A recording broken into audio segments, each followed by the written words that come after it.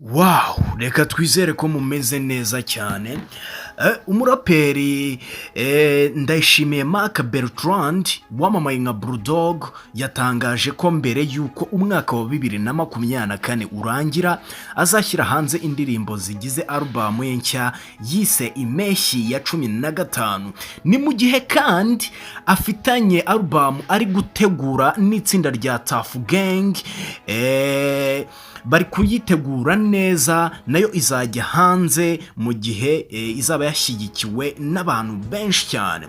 So uyu muraperi Bulldog yabigarutseho mu kiganiro cyihariye yagiranye n'ikinyamakuru cy'inyarwanda, ni mu gihe ari kwitegura kuzaririmba mu gitaramo icyumba cya rap kizabera muri Kano Olympia kuwa gatanu tariki 27 Ukuboza 2024.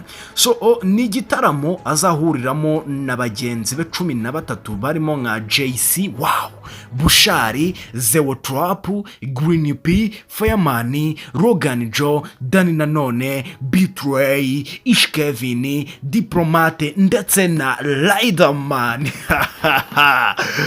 Reka mvuga ati iyi ni revolution ya rap. Ibi bintu nibisanzwe, hazaba hahiye kukurumva abaraperi bose mu Rwanda bazaba bahuriye muri iki gitaramo ya icyumba cya rap. So Bulldog avuga ko uyu mwaka wa 2024 wabaye ubufatanye hagati y'abaraperi no gushimangira ko biyemeje gusenyera umugozi umwe nk'abaraperi, bagakora ikintu kidasanzwe, bakereka abanyarwanda ikintu kidasanzwe kiri mu njyana ya rap.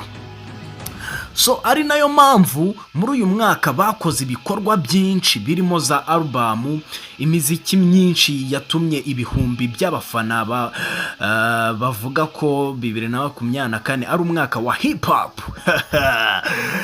Bulldog avuga ko mu gihe ari kwitegura kuririmba muri kiriya gitaramo ari no kwitegura gusohora indirimbo zigize album ye nk'uko twabibabwiye bayise Impeshyi ya 15.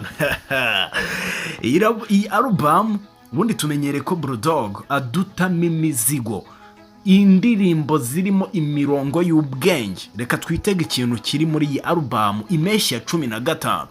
Bulldog avuga ko yahisemo ririya zina Impeshyi ya 15 mu kumvikanisha imyaka 15 ishize ari mu muziki. Wow, aba nibo twita aba legend.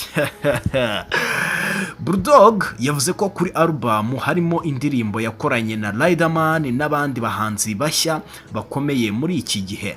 So yavuze ko yakoze ibi kubera kuri album ye iheruka Chemtrap yifashishije abaraperi batanga icyizere muri iki gihe nyine, harimo nka ba Pfura yakoranye nabo, Fireman ndetse n'abandi batandukanye nka Green P yabifashije kuri iriya album aheruka gusohora ya Chemtrap. So mwumvishe ko yari album nziza. Reka turebe iyi rero Impeshyi ya 15 bimeze gute. Gusa ni imiriro, ni myoto, abaraperi bagarutse baje bafite ni revolution. Uyu muraperi yavuze ko mu gihe ari kwitegura kumvikanisha abakunzi be album ye afatanyije na bagenzi be barimo no kunononsoro ya album ya Tuff Gang. So Bulldog yavuze ko ikorwa rya album rirenze gusohoka kuko yagize ati turashaka ko izatugirira akamaro ndetse na hip hop yose muri rusange. So yavuze ko umuhanzi wese yitondera gushyira hanze igihangano nubwo yaba yumva amajwi y'abantu benshi basaba ko album isohoka. Uyu muraperi yavuze ko kandi abagize Tuff Gang bahari kandi bunze ubumwe, ari nayo mpamvu batekereza gukora igikorwa ntihagire ubura cyangwa se ngo avuge ko ibihangano byabo bakoze kuri ya album bitari bimeze fresh. So Bulldog yavuze ko Tuff Gang ari itsinda rigari rikwiye gukomeza kugaragara cyane ko riri mu myiteguro myiza no gukora bihoraho ku buryo abaterankunga bashobora kwegera ababumva vuba.